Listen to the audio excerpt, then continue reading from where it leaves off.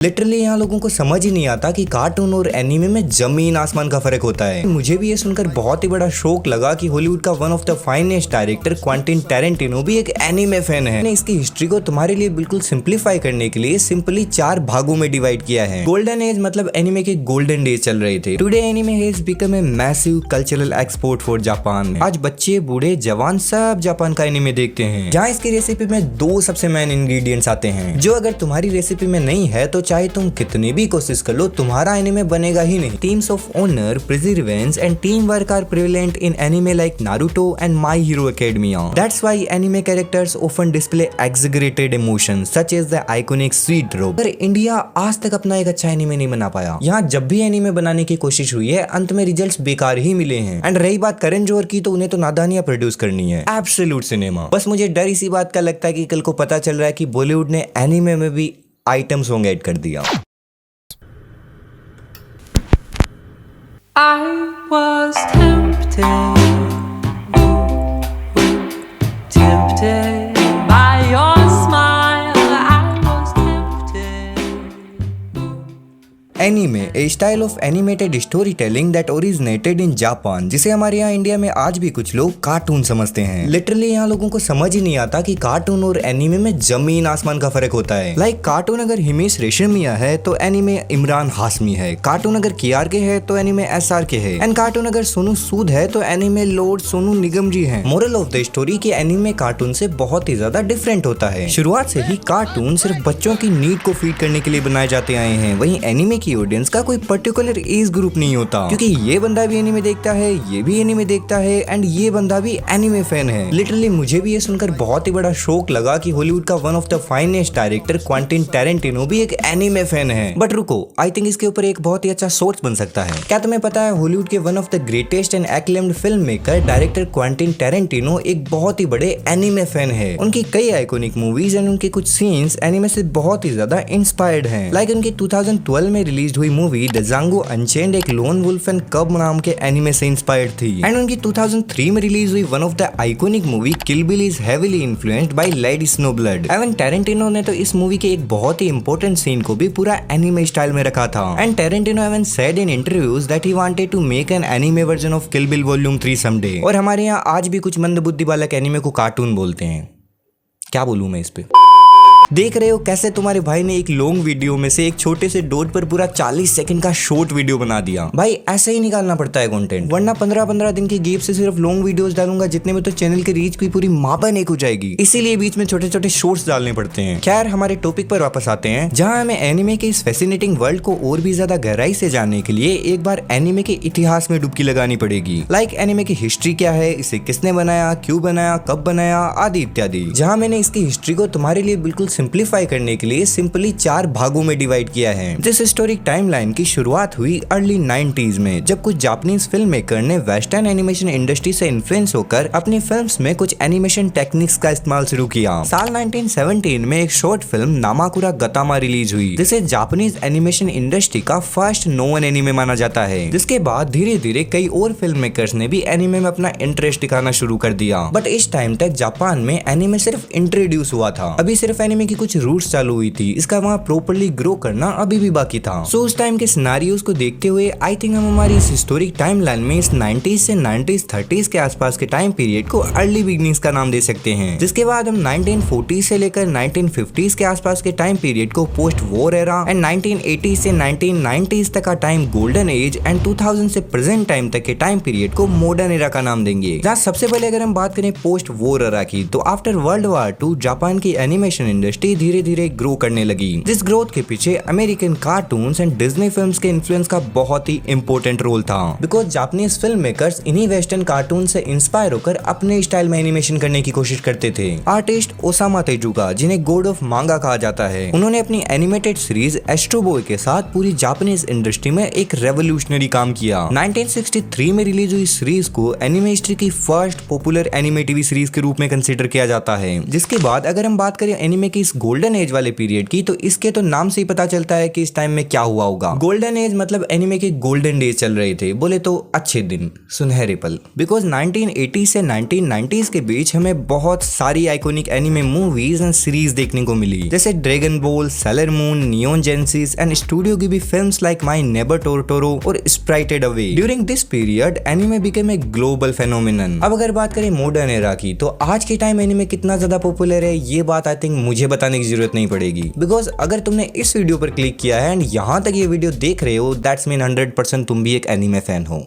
हाँ, आज के टाइम इन जापानीज रंग बिरंगे चलचित्रों का पूरे वर्ल्ड में डंका बजता है। Today anime has become a massive cultural export for Japan with series like Naruto, One Piece, Attack on Titan, Demon Slayer etcetera. Now streaming platforms like Crunchyroll and Netflix have made anime more accessible globally. But जब भी हमारी Indian audience के सामने anime का जिक्र किया जाता है, तो लगभग लोग सबसे पहले एक ही सवाल पूछते हैं कि आखिर इन रंग बिरंगी काल्पनिक कलाकृतियों में ऐसा क्या स्वाद छुपा है कि आज पूरे विश्व में बालक से लेकर बूढ़ों तक सब इसके पीछे दीवाने हुए पड़े हैं। आज बच्चे, बूढ़े, जवान सब जापान का एनिमे देखते हैं। सो इसमें ऐसा क्या स्वाद मिलता है, वो स्वाद जानने से पहले हमें इसकी रेसिपी को समझना होगा कि what makes anime so unique. जहाँ इसकी रेसिपी में दो सबसे मेन इंग्रेडिएंट्स आते हैं, जो अगर तुम्हारी रेसिपी में नहीं है तो चाहे तुम कितनी भी कोशिश कर लो, तुम्हारा एनिमे बनेगा ही नहीं। जो मेन इंग्रेडिएंट्स होते हैं एनिमे के कल्चरल एंड आर्टिस्टिक एलिमेंट्स। मैं बता रहा हूँ, तड़का इनका ही लगता है। देखो, anime is a unique art form that stands out due to its cultural depth and artistic innovation. जिसे बिल्कुल डिटेल में समझने के लिए हमें इसकी डीप कल्चरल रूट से थोड़ा रूबरू होना होगा, थोड़ा डीप जाना होगा। Anime is deeply intertwined with Japanese culture, traditions and history, जहाँ की कल्चरल ऑथेंटिसिटी ही इसका one of the most defining feature है। फॉर एग्जाम्पल, जापान की ट्रेडिशनल सेटिंग्स, वहाँ के फेस्टिवल्स, रिचुअल्स, वहाँ के लोगों की वैल्यूज, संस्कार, परंपरा, प्रतिष्ठा, अनुशासन। जहाँ देखो, अब मैं तुम्हें ये वाला पार्ट बिल्कुल डिटेल्ड एग्जांपल्स के साथ तो नहीं समझा सकता। कुछ टू बी ऑनेस्ट, मैंने भी अभी तक इतने ज्यादा एनिमे नहीं देखे कि मैं तुम्हें हर छोटी बात का एग्जांपल दे सकूं। बट जितना भी मैंने देखा, सुना और पढ़ा है, उसके बेसिस पर तुम्हें अगर थोड़े छोटे मोटे एग्जांपल से समझाने की कोशिश करूं, तो जैसे ट्रेडिशनल जापानीज सेटिंग्स को समझने के लिए 2001 में आया एनिमे स्प्राइटेड अवे बिल्कुल बेस्ट एग्जांपल है। It is set in a bath house for spirits inspired by Japanese folklore and Shinto believes. The film features creatures like kami and theme of purification and respect for nature. Another notable example is Demon Slayer.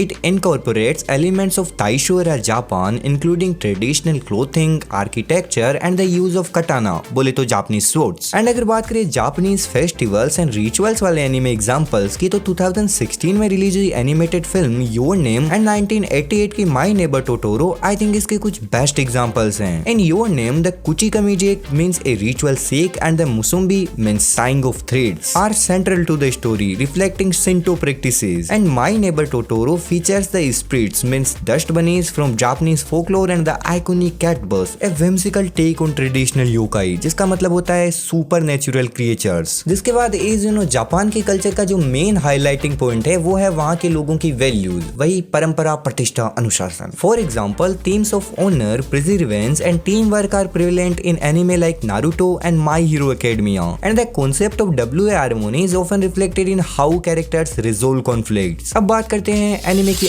Artistic elements के बारे में कि इसमें से क्या elements जुड़ते हैं जिससे ये इतना ज्यादा यूनिक फील होता है। Cause anime's visual style is instantly recognisable and has evolve into a global phenomenon. जैसे सबसे पहले हम बात करेंगे इन एनिमे कैरेक्टर्स के इन एक्सप्रेशंस के बारे में। सो एज किसी भी इमोशन को ब्यूटीफुली पोर्ट्रे करने के लिए एक्सप्रेशंस का होना बहुत ही ज्यादा जरूरी होता है। अब लाइव एक्शन फिल्म्स में तो ये एक्सप्रेशंस वाली सारी जिम्मेदारी एक्टर संभाल लेते हैं, बट एनिमेटेड मूवीज का क्या, बिकॉज वहां तो एक्टर्स ही नहीं होते। सो इस सिचुएशन में ये सारी जिम्मेदारी एनिमेटर्स पर आ जाती है, जो कि लिटरली बहुत ही ज्यादा हार्ड काम होता है। तुम खुद सोचो, एक कंप्यूटर पर बैठकर किसी एनिमेटेड कैरेक्टर के एक्सप्रेशंस बनाना, जो कि टोटली इमेजिनरी है, एंड उसमें इमोशंस पोर्ट्रे करना, क्या लेवल का हार्ड वर्क होता है। अगर किसी कैरेक्टर के होठों की वो महीन लाइन 1 इंच भी इधर उधर हुई तो पूरे सीन का मीनिंग बदल जाएगा। That's why anime characters often display exaggerated emotions such as the iconic sweet drop, जो कि किसी भी कैरेक्टर की नर्वसनेस को डिस्प्ले डिस्प्ले करता है कि वो उस पर्टिकुलर सीन में कितना नर्वस फील कर रहा है, और कैरेक्टर की स्पार्किंग आईज उसकी एक्साइटमेंट डिस्प्ले करती है कि वो इस मोमेंट में कितना ज्यादा एक्साइटेड फील कर रहा है। इसके अलावा एनिमे में डिटेल्ड बैकग्राउंड्स होते हैं, डायनामिक एक्शन सीक्वेंसेस होते हैं, साउंड डिजाइन का बहुत ही ज्यादा ध्यान रखा जाता है, एंड कलर्स की तो बात ही क्या करना, ओए होए होए होए। स्टूडियो गिबी films like Princess Mononoke and Howl's Moving Castle are known for their breathtaking hand-drawn landscapes that immerse viewers in the world. And anime like Attack on Titan and Jujutsu Kaisen features fluid, high-energy fight scenes with intricate choreography and dramatic camera angles, जो कि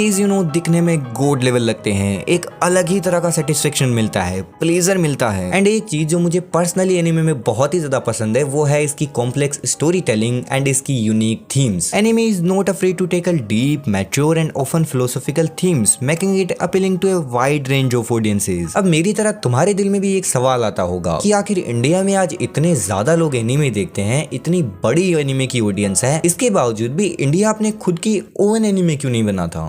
अब तक हमने anime के नाम पर जितना भी कड़क माल कंज्यूम किया है वो या तो जापानीज एनिमे है या फिर अदर विदेशी कार्टून्स और एनिमेटेड मूवीज हैं, मगर इंडिया आज तक अपना एक अच्छा एनिमे नहीं बना पाया। यहाँ जब भी एनिमे बनाने की कोशिश हुई है अंत में रिजल्ट्स बेकार ही मिले हैं। सो हमारी इंडियन एनिमेशन इंडस्ट्री में आखिर इसे क्या राज छुपे हैं, क्या रीजंस हैं, क्या चैलेंजेस आते हैं कि हम आज तक एक अच्छा एनिमे नहीं बना पाए, एक भी अच्छा एनिमे नहीं बना पाए? तो देखो, सबसे पहला एंड सबसे बड़ा चैलेंज तो यही आता है कि इंडिया का कल्चर बहुत ही ज्यादा डिफरेंट है। Because as you know, anime is deeply rooted in Japanese culture. ये जापान के लोगों के ट्रेडिशंस, रिचुअल्स, सोसाइटल वैल्यूज वगैरह से बहुत ही ज्यादा डीपली कनेक्टेड है, एंड यही कल्चरल वैल्यूज इसे बहुत ही ज्यादा यूनिक बनाती है। ऐसे में हमारे क्रिएटर्स के लिए इसी ऑथेंटिसिटी को मेंटेन करते हुए हमारी कल्चरल आइडेंटिटी को जापानीज कल्चरल आइडेंटिटी से रेप्लिकेट करना बहुत ही ज्यादा मुश्किल का काम हो जाता है। ज्यादातर animes Japanese folklore, mythology and वहां की सोसाइटल नॉर्म्स पर बेस्ड होते हैं। Now Indian creators may find it difficult to integrate similar elements from Indian culture without making it feel forced और इनऑथेंटिक। फॉर इंस्टेंस, तुम कह सकते हो कि Indian mythology is so rich, हमारे पास भी रामायण और महाभारत जैसे ग्रंथ हैं, but adapting it into an anime style format requires a delicate balance between tradition and modern story telling. Believe me और नॉट, बट हमारे पुराने ग्रंथों को मूवीज के रूप में एडेप्ट करना बहुत ही ज्यादा मुश्किल का काम है, क्योंकि तुम्हें भी पता है कि इंडिया में रिलीजन को लेकर लोग कितने ज्यादा सेंसिटिव हैं। वैसे भी इतने बड़े बड़े ग्रंथों को किसी मूवी या सीरीज में एडेप्ट करना कोई आसान काम नहीं है। बहुत सारे लोग कोशिश कर चुके हैं, इसलिए तो मेरी आज भी सबसे फेवरेट इंडियन एनिमेटेड मूवी आदि पुरुष है। देखो, the Indian animation industry is still developing, जिसे अगर हम जापान की वेल स्टेबलाइज्ड एनिमे इंडस्ट्री से कंपेयर करें तो there is a significant gap in resources, funding and infrastructure. एक हाई क्वालिटी एनिमे प्रोड्यूस करने के लिए कुछ skilled animators, advance softwares and बहुत सारे पैसे और टाइम की जरूरत पड़ती है। फॉर एग्जांपल, स्टूडियो गिबी spends years and millions of dollars on a single film, which is not feasible for most Indian studios. And कोई ऐसी भी बात नहीं है कि हमारी फिल्म इंडस्ट्री में इतना पैसा नहीं है, पैसा बहुत सारा है, बट हमारे यहाँ भूषण कुमार को समझ ही नहीं आता कि इतना सारा पैसा लगाना कहाँ है। लिटरली ये बंदा हर दूसरे महीने एक 100-150 करोड़ के बजट वाली सीक्वल ले आता है, जो फिर बॉक्स ऑफिस पर अपना बजट भी कवर नहीं कर पाती। ऊपर से अपने फर्स्ट पार्ट का नाम खराब होता है, वो अलग।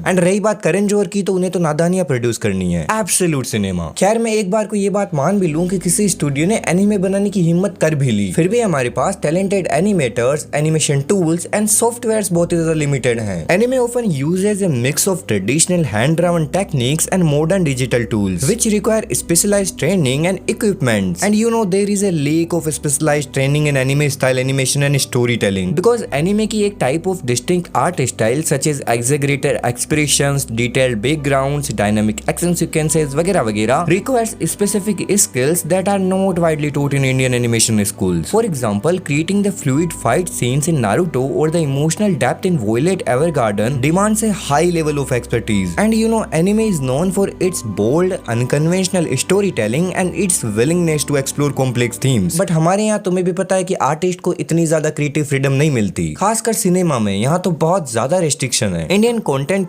creators often face restriction on themes like violence, romance or mature topics which are common in anime. For example, a show like Death Note which deals with moral ambiguity and death might not pass Indian censorship standards. ऐसे में हमारी societal expectations भी एक important role play करती है. For example, a romantic anime like Your Lie in April might be seen as too bold for Indian audiences. Cause Indian animation industry एक formulaic approach पर टिकी है जिनमें एक simple repetitive story line होती है एंड ऑडियंस के रूप में बच्चों को टारगेट किया जाता है. On the other hand, anime caters to all age groups with diverse genres like psychological thriller, sci-fi and slice of life. इसके अलावा anime heavily relies on expressive voice acting to convey emotions. But in India, voice acting is still an underdeveloped field and dubbing often lacks the emotional depth seen in anime. And कोई ऐसी बात नहीं है कि हमारे पास यहाँ अच्छे voice artist नहीं है. हमारे पास टैलेंट तो है मगर उनको इतनी इज्जत नहीं मिलती. बिकॉज इंडस्ट्री के लोगों को सीधी सी बात है करनी है बकचोदी. सीरियसली यहाँ अजीब ही लोगों से डबिंग करवाई जाती है. वो लोग जिनका डबिंग से दूर दूर तक कोई लेना देना नहीं है. फॉर एग्जाम्पल रिसेंटली पुष्पा में अल्लू अर्जुन के लिए श्रेयास तलपड़े की वॉइस थी. जस्ट इमेजिन वहीं अगर संकेत महात्रे की वॉइस होती तो क्या माहौल बनता. सेम इसी तरह फिल्म लियो में विजय के कैरेक्टर को कृष्णा अभिषेक ने डब किया था. सोचो वहीं अगर शानूर मिर्जा की आवाज होती जो कि हम विजय की मूवीज में बचपन से सुनते आए तो कितना सही लगता. एंड यही बकचोदी एनिमेटेड मूवीज में होती है. फॉर एग्जाम्पल पिछले साल रिलीज हुई मुफासा द लायन किंग को आधे बॉलीवुड ने मिलकर डब कर रखा था. मतलब समझ आता है कि किसी बिग बजट मूवी में एक बड़े एक्टर से डब करवाना एक अच्छी मार्केटिंग स्ट्रेटजी होती है. बट एक बड़ा एक्टर हो गया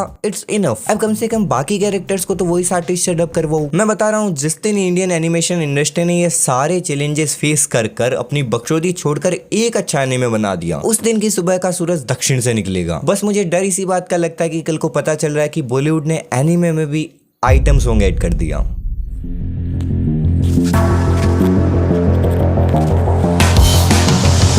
एब्सोल्यूट सिनेमा.